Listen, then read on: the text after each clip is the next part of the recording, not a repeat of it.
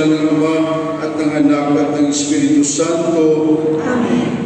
Ang Diyos ng pag-asa na nagbibigay sa atin ng buong kagalakan at kapayapaan sa pananampalataya sa pamamagitan ng kapangyarihan ng banal na Espiritu naway sumainyong lahat. At sumainyo. Mga kapatid, sama-sama nating naranasan ang taon ng Jubileo.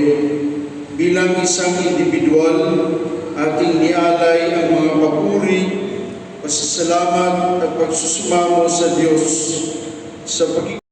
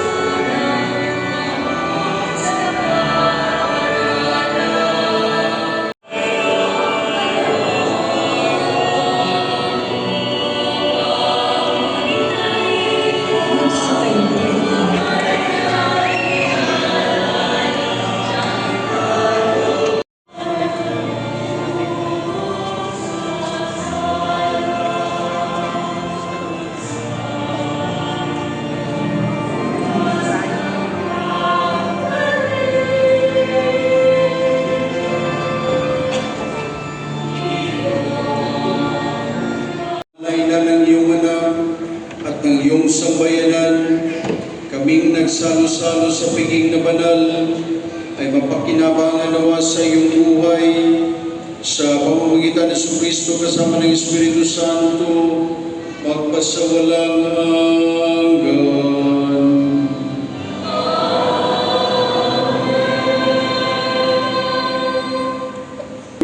Sumasabay ang ating mga tinig sa awit ng buong simbahan upang magsalamat sa Diyos para sa mga biyaya niyang indulhensya.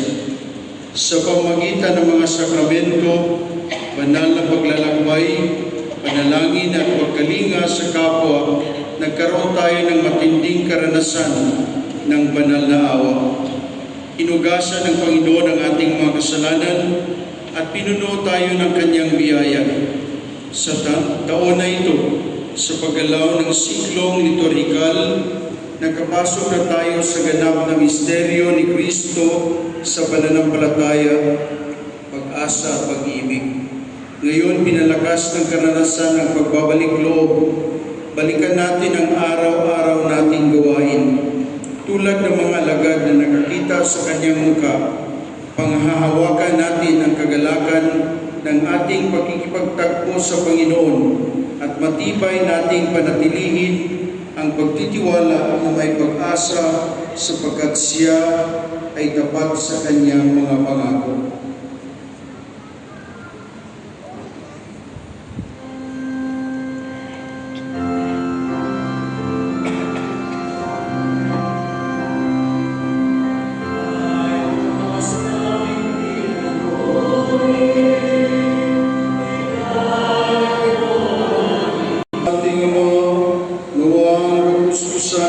biyaya at ang kasaganan ng iyong mga banal na kaloob ay pagkaloob sa aming mga pamilya, pagkaloob mo sa iyong sambayanan, ang pananampalatayang nagpapagalaw ng mga bundok, ang pag-asa na hindi nabibigo, at ang pag-ibig na matiyaga at mabait, dahil hindi kailanman sila'y lumalayo sa iyong kalooban, at upang sila'y magpasalamat sa iyong mga pagpapala na walang hanggan, sa pamamagitan ni Kristo na aming Panginoon.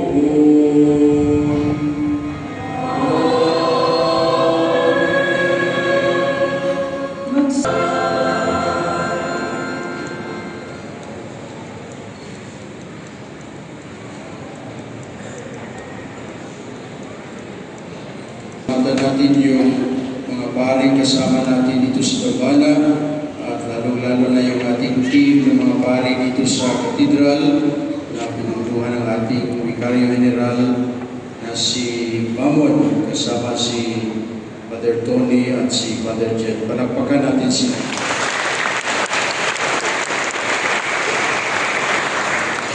Yung ibang mga paring kilala niya, Father John, Father Lau, Father JB at Father Tony.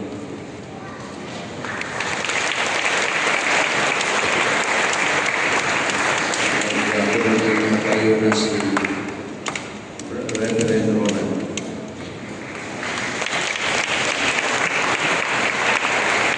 Sumayo ang Panginoon.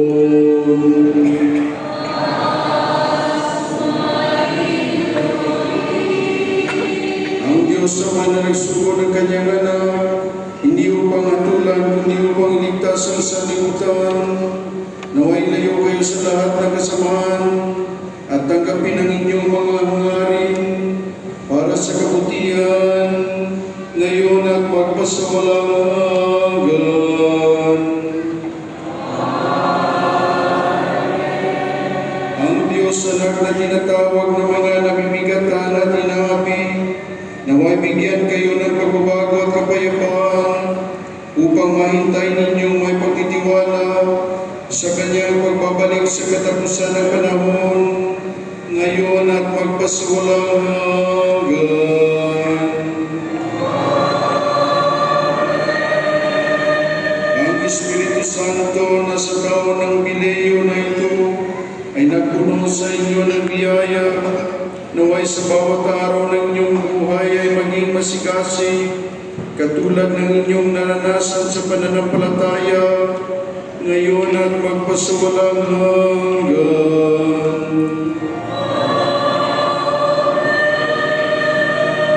Samahan ko ng mga paring sa ating pagpapasbas at pagpalain kayo ng makapangyarihang Diyos, Ama, Anak, at ng Espiritu Santo.